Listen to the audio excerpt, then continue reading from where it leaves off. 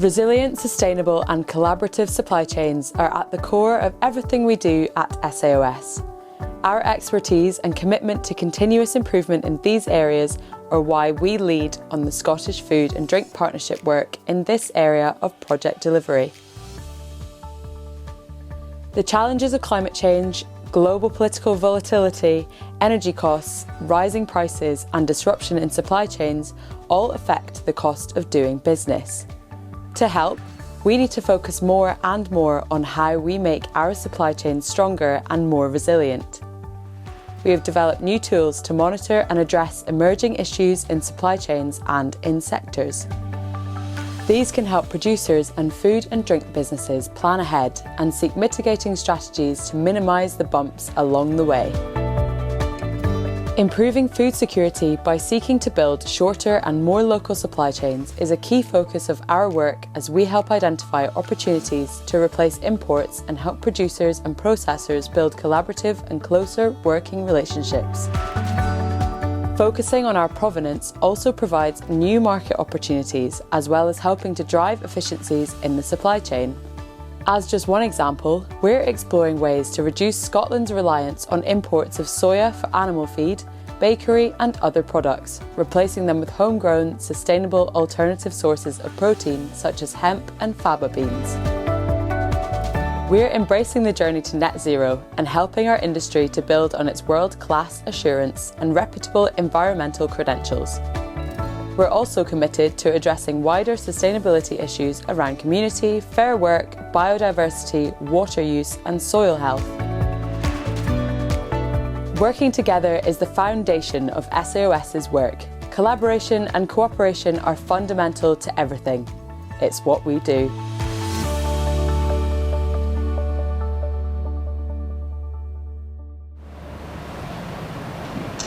Good afternoon everybody, hope you had a nice lunch. So I'm going to talk to you today, as James alluded to, about the opportunities for developing growth in the industry, not just through development of new markets, and we had some really amazing presentations this morning from Una and from Digby talking about those new market opportunities and what we need to do to access them. I'm going to talk to you more about how we develop growth through substituting the imports that are already coming into this country, because again that is a great opportunity to grow and develop the industry. So starting off, it's always quite hard doing the first presentation after lunch because everybody's kind of comfortable, settling in and maybe going to doze off for a little bit of a nap, having had a nice lunch. So I'm going to do a wee bit of audience participation. More of a shout out than any, I'm not going to make you stand up and dance or anything, but I'm going to throw up some stats and some insights on the screen, and if you can shout out what you think it might be, we'll give it a go. Right, so the first one, 64.1 billion. Any idea what that might be? There's a ship at the bottom which might give you a wee bit of a clue. Yes, this is the value of imported food that's coming into the UK every year, 64.1 billion. It's a huge number. 62%. Any ideas? Yes, exactly. The UK is only 62% self-sufficient in food, which means, do the maths, another 38% is required to source from out with the UK. And obviously that could potentially make us quite vulnerable in times of crisis. So we would like to see that figure increase in the near future. 14th of August. So this is National Food Self-Sufficiency Day. So this is the day on which, if we start the year eating UK food on the 1st of January, by the 14th of August, the cupboards are bare, we've got nothing left to go. So those next few months are the ones that we need to fill with homegrown produce, which is currently being imported. And then finally, 2.5 billion. Any ideas? This is what we think at SAOS is the size of the prize for the UK agri-food industry. So this is a reasonable amount of imports that we would be able to substitute through our own production with a bit of smart development and putting our eggs in the right basket. So it's a big prize to play for. So what are the biggest opportunities, the potential substitution opportunities for us to play in? Well, the number one and very obvious one is around soya. So there's lots of discussion going on about soya. Obviously we don't really grow that in the UK, it all has to be imported. And currently we import about 3 million tonnes of soya into the UK every year. This is where it's going. The vast majority is going to animal feed, about 90% is going to animal feed. But an element of that is also going into the human food industries for things like soya and miso, but also as ingredients in bakery and ready meals and other products to add protein. 3% is going for industrial uses, so things like cosmetics, and some soya is used in the chemical industry as well. And then a very tiny amount, less than 1%, is going for biofuels. So that is one of the issues around soya substitution, is that it does a whole range of different things. It's got applications across the board. So trying to find a direct replacement is really quite challenging. And this is where it's coming from. So you can see the distance that soya is travelling, so the impact that that has in terms of carbon footprint, but also the concerns around deforestation. Tearing down virgin rainforest in order to plant more and more soya is concerning. It's something that the big retailers and food service companies are concerned about, governments are concerned about, and the food industry needs to respond to that. So 34% coming in from Argentina, 27% from Brazil, and 13% from the US, and vast majority coming in from those three markets. But there are some others as well, including Paraguay. We shout out for Patty there. So what are the options for soya replacement? Well, the good news is there are loads of different options. Lots of different things could in part replace soya. And the downside is that in part. So obviously soya does a whole lot of different things, and probably what we'll need to do is pick off different opportunities, different products to substitute certain applications of soya. So the first one I've got up there is field beans, so faba beans, also broad beans. And this is a great alternative to soya because we can produce it in the UK. They're grown already, they respond well in our climate. They are a reasonable source of protein. They also have fibre as well, and if you're following all the discussions in the newspapers and the press around GLP-1 and the rise of Ozempic, Mounjaro, Wegovy, and the impact that that's having on the food industry, you'll realise that more and more front of mind for consumers is that combination of protein and fibre, and beans deliver that really, really well. So it's definitely one to watch. The nutritional profile is not the same as soya, so chances are these will need to be used as part of blends. Also things like processing capacity is not up to scale yet, and for faba beans the actual production is not where it would need to be, but they're definitely a strong contender as a soya replacer. The next option we have is peas, and obviously we already produce peas in this country. Peas are used quite often in human food as a plant-based protein, and they would offer quite a good alternative to soya. One of the downsides of peas is that the taste is quite astringent. You can always tell with a plant-based food product if you've got too much in the way of pea protein in there, it tastes a bit kind of. So it's self-limiting in some ways, and again you would need to use that as part of a blend. But there is a programme underway at the moment, the Pea Protein Project, and that is looking to develop cultivars that are higher in protein content, so that would help again to replace the soya content because soya is very high in protein. But they're also looking at getting rid of that taste taint problem. So in future years, peas will be a really, really strong contender in terms of soya replacement.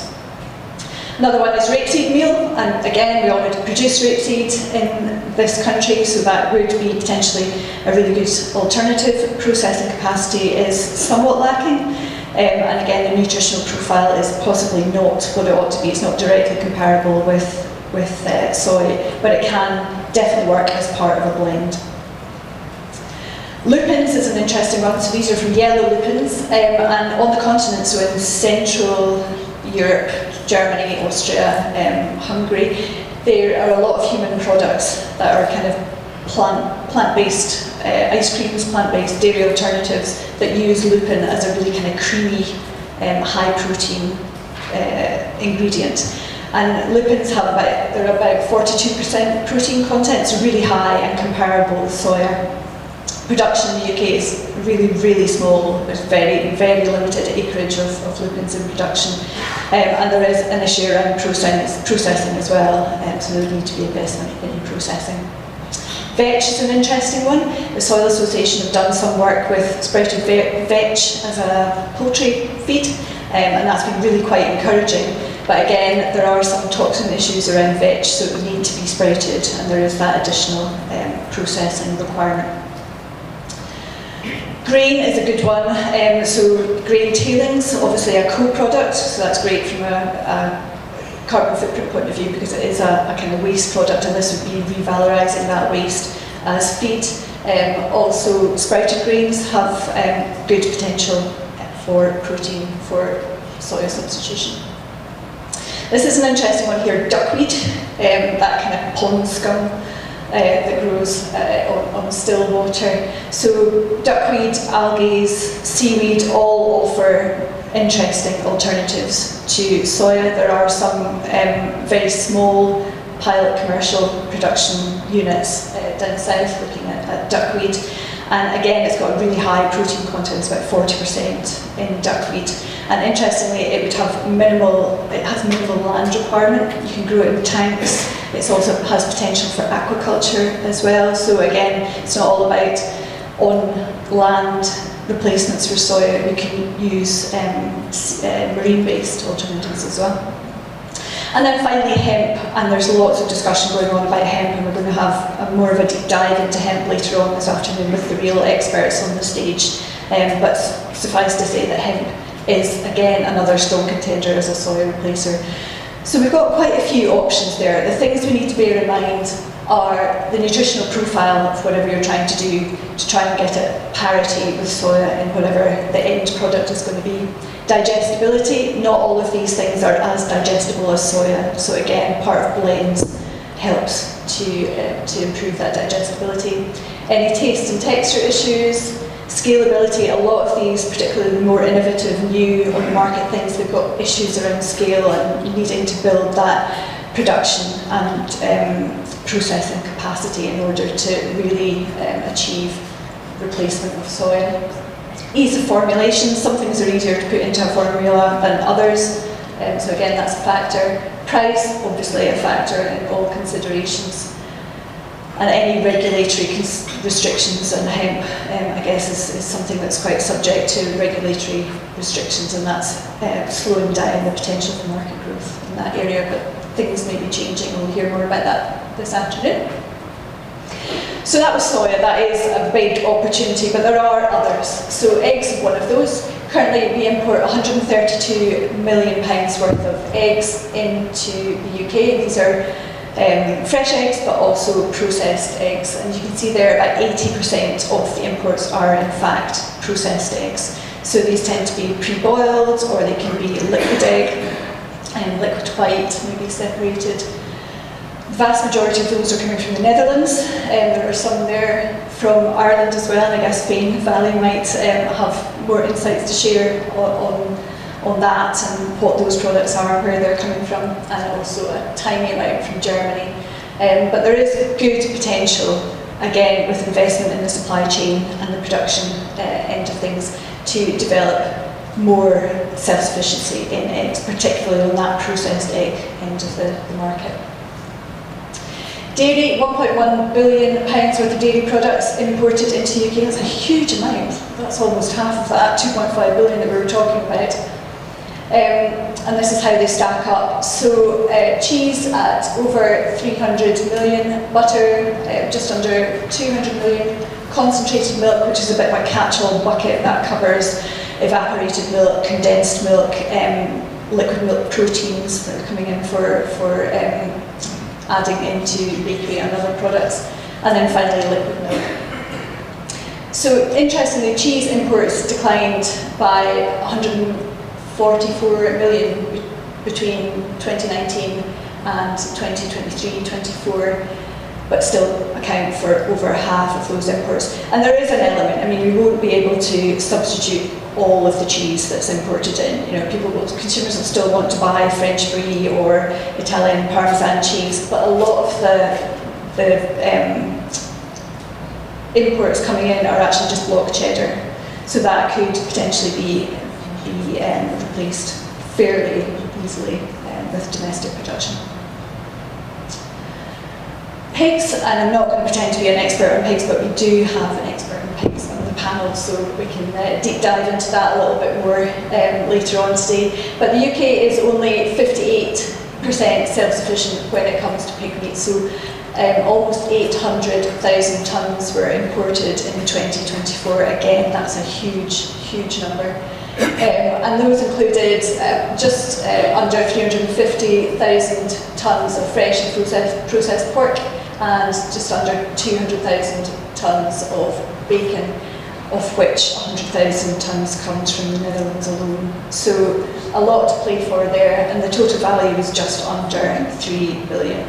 So yeah, a substantial amount there.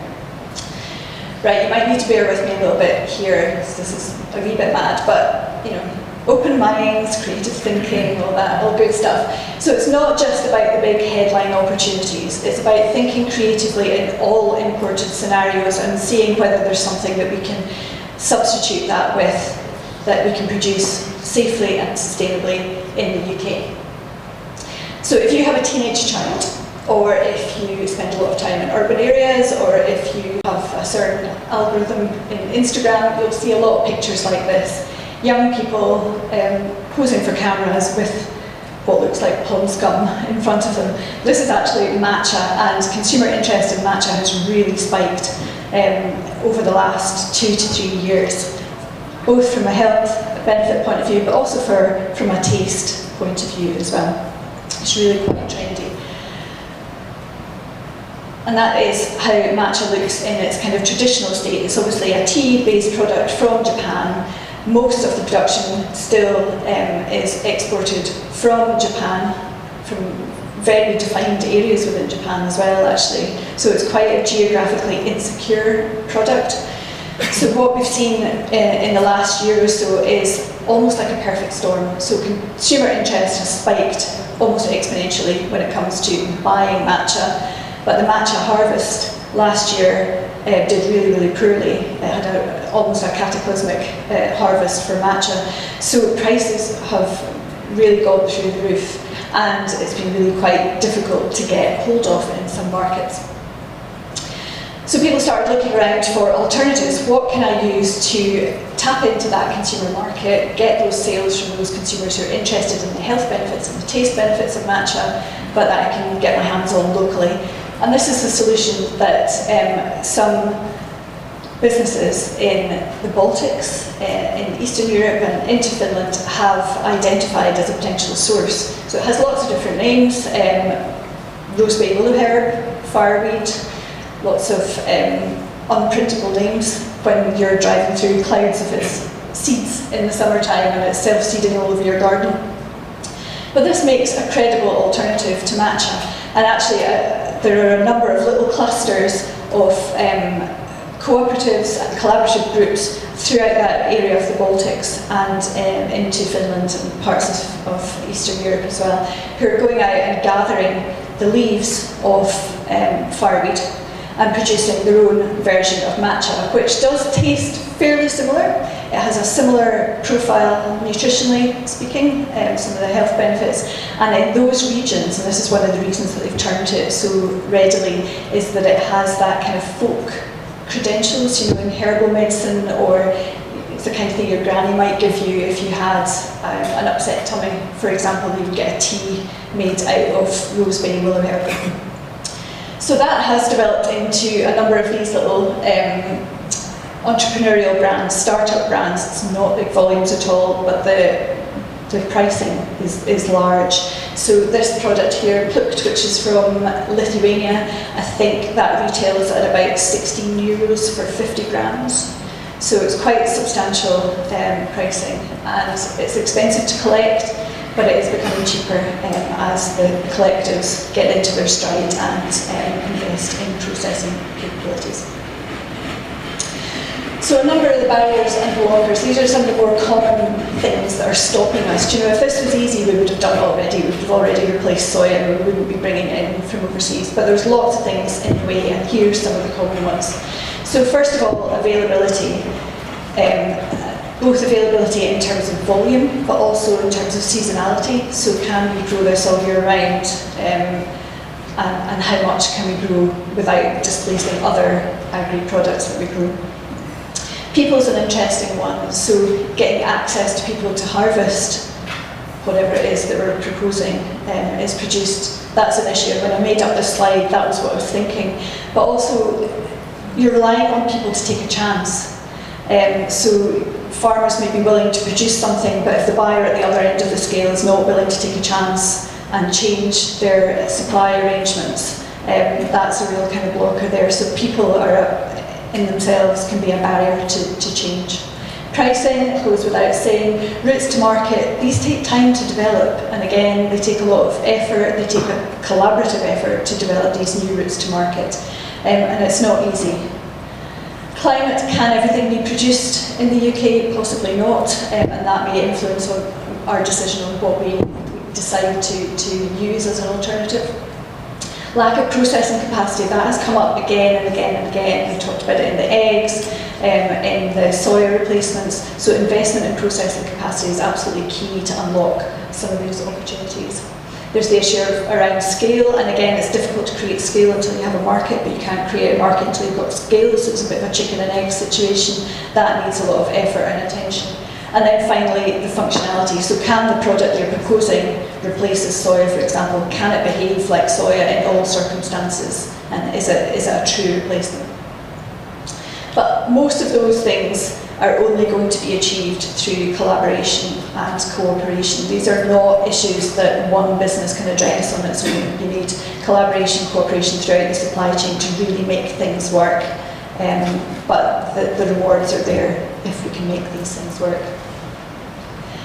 So, just one final slide. So SAOS are very much interested in input substitution, in that whole area of trying to develop growth through replacing some of these imports. And we're working with Scotland Food and Drink to kind of work through some of these potential opportunities. So the first thing that we're doing is looking at market and trade insights and information, and a lot of the data that I presented today comes from that, from the work that we've done looking at HMRC and OEC data, and Douglas, our tech guru today, has done a lot of that work. He's found some really, really interesting information through that, which has been great.